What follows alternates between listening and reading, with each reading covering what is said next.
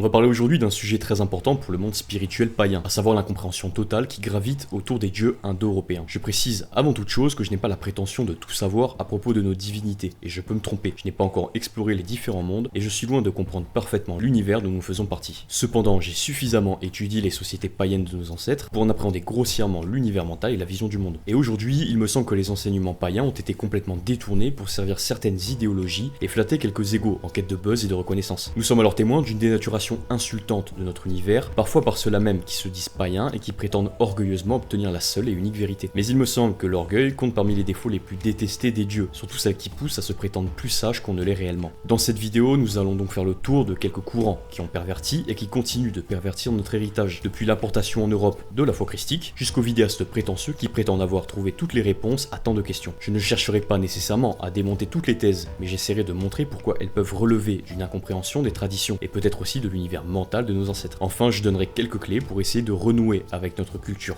ancestrale, pour que chacun puisse explorer l'univers de nos ancêtres à sa façon.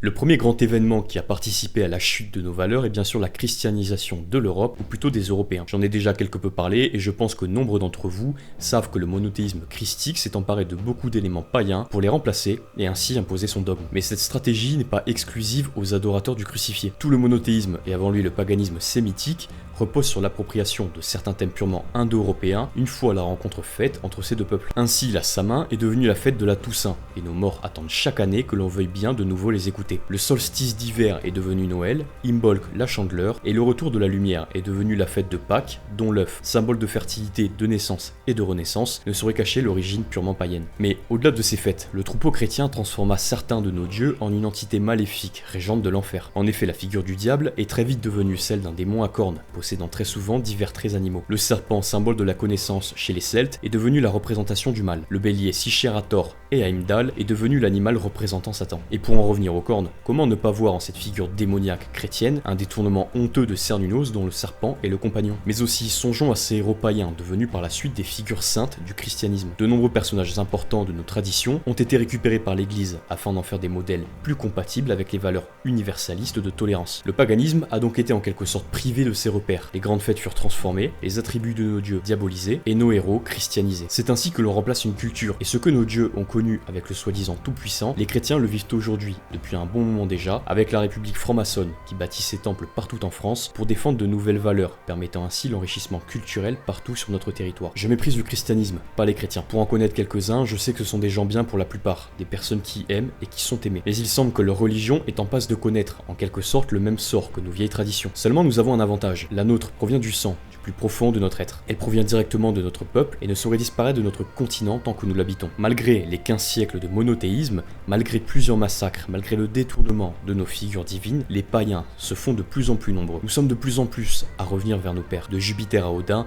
en passant par Cernunnos et Hérode, notre fidélité va à nos dieux.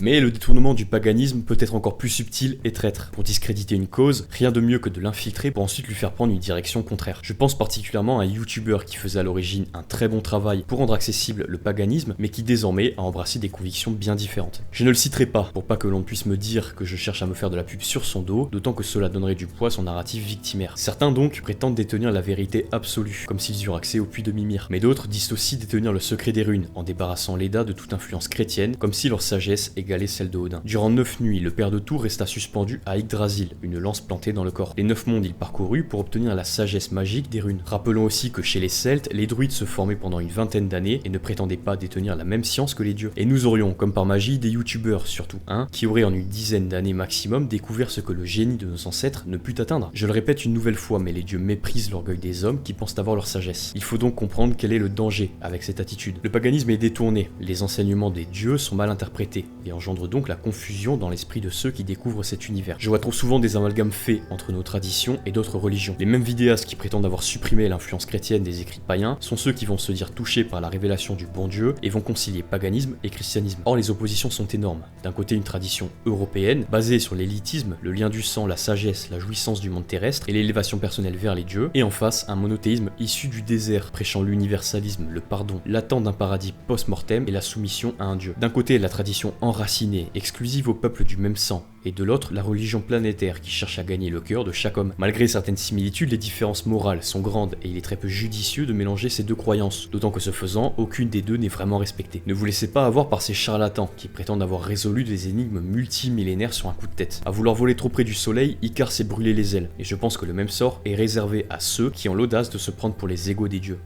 Enfin, le dernier point est, me semble-t-il, le moins grave, et relève plus d'une maladresse que de l'orgueil, même si ce dernier est l'apanage de beaucoup de chercheurs de vérité. Je vous parle ici de certaines théories originales, que je ne critique pas, mais qui à mon sens manquent d'un élément très important, à savoir l'imprégnation. Là, pareil, j'en ai déjà parlé sur ma chaîne, mais pour aborder les mythes des différents peuples, il faut se plonger dans leur univers mental, savoir dans quel monde ils évoluèrent, quelle population ils côtoyèrent, quelles coutumes rythmaient leur vie, et quelle était la conception qu'ils avaient de l'univers. C'est un exercice tout aussi important que difficile, et certaines barrières sont infranchissables, ou presque. À titre d'exemple, je suis un Européen, français. Il m'est alors très difficile de comprendre profondément la culture sud-américaine ou africaine. Leurs traditions me sont étrangères et je n'en comprends pas toujours le sens, l'utilité ou l'origine. C'est pourquoi la modestie s'impose lorsque l'on cherche à révéler certaines vérités qui concernent l'humanité entière et son origine. Prenons l'exemple des Anunnaki qui ont beaucoup fait parler d'eux dans le milieu des chercheurs de vérité. Lorsque l'on analyse littéralement les textes relatifs à ces dieux, il semble qu'ils viennent du ciel et ont apporté la civilisation. Mais hormis pour les Égyptiens qui aimaient décrire explicitement sans détour leurs croyances et leurs mythes, beaucoup de peuples laissèrent des éléments très symboliques. Plutôt que de voir une origine céleste des éléments civilisateurs sumériens, j'y vois une provenance nordique. Certaines études démontrent que les premiers Sumériens, ceux qui bâtirent cet empire, furent en réalité des Blancs. Mais ce peuple vient certainement des steppes eurasiatiques, au nord de la Mésopotamie, par-delà les monts Zagros. Le nord, chez l'Indo-Européen, est associé au royaume des dieux, tel l'Hyperborée. Les Celtes considéraient que leurs dieux venaient des îles du nord du monde. Apollon vient d'Hyperborée. Les Perses considéraient que le mont Mérou, le séjour des dieux, était l'axe du monde et se situait ainsi au nord. Le lien peut alors se faire entre provenance céleste et les montagnes, situées au nord de Sumer.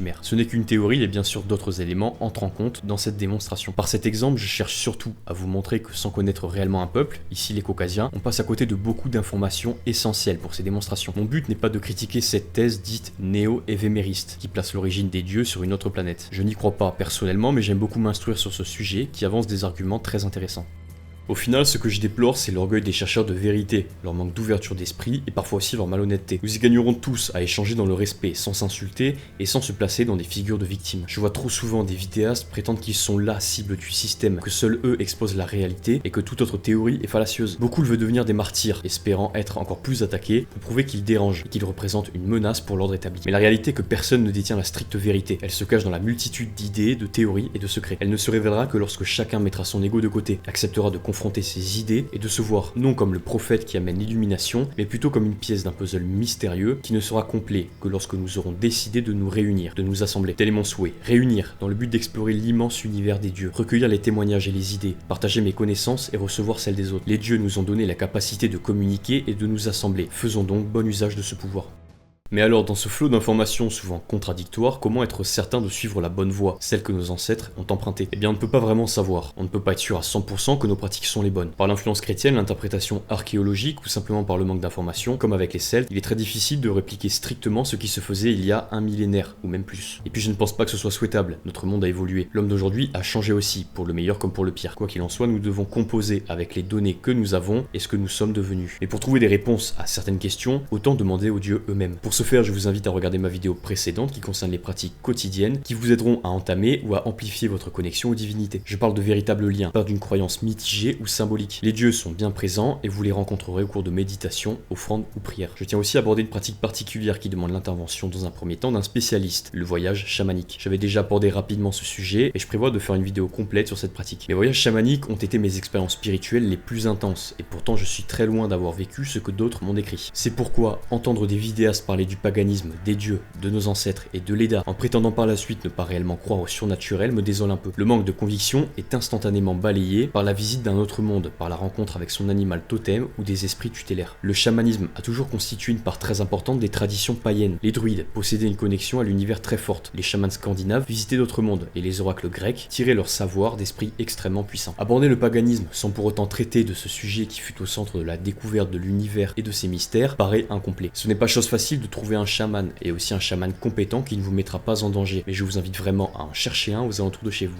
Hormis les pratiques spirituelles citées auparavant, il est très utile de sonder notre univers au travers des écrits. J'en parle beaucoup et pour cause, rien ne vous permettra mieux de vous imprégner du monde de nos ancêtres que de découvrir les mythes qui les entouraient. Ces lectures pourraient bien changer la vie de celui qui, en quête de changement, prend au sérieux ces textes indo-européens et médite dessus. Vous aurez forcément des préférences entre les différentes cultures. Pour ceux qui apprécient le monde scandinave, l'Edda poétique est évidemment l'incontournable et je conseille tout particulièrement la version commentée de Régis Boyer qui a fait un travail absolument remarquable. Les 673 pages de ce chef-d'œuvre vous apprendront énormément sur les dieux scandinaves et les héros. Si le monde celte vous intrigue, je vous conseille vivement le cycle de la branche rouge, ou cycle d'Ulster, la razzia des vaches de coulée, ou bien le cycle de Finn. En ce qui concerne le monde grec, l'Iliade est une formidable histoire, et l'Odyssée également. Pour la mythologie slave, l'archéologie est malheureusement l'un des seuls outils, et pour découvrir ce monde, des livres un peu plus didactiques seront vos meilleurs alliés. Pour le monde perse, l'Avesta est le seul que je peux vous conseiller au vu des faibles connaissances que je possède dans ce domaine. Enfin, dans le monde indien, je conseille les Védas particulièrement. Au nombre de 3, mais compris dans un grand recueil nommé justement le Veda, leur ancienneté est surprenante. Méfiez-vous des écrits les plus récents concernant cette partie du monde. Le remplacement de population a induit une modification des enseignements. C'est pourquoi le védisme indo-européen est devenu l'hindouisme asiatique. La confusion se fait vite, et moi-même parfois je parle d'hindouisme plutôt que de védisme. Les principaux écrits indo-européens sont ici, et si certains méritent selon vous d'être cités, je vous invite à le faire dans les commentaires.